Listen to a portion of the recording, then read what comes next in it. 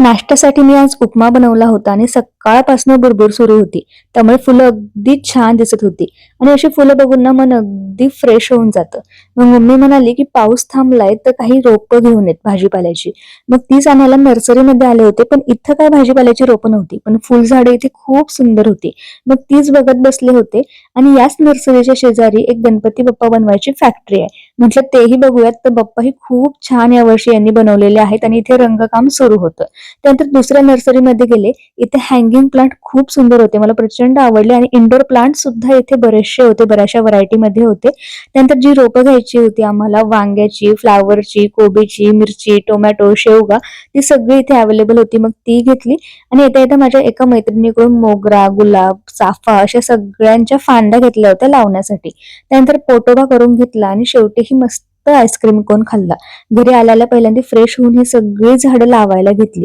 तर तुम्ही सुद्धा पावसाळ्यात कुठली झाडं लावलीत ते कमेंटमध्ये नक्की कळवा.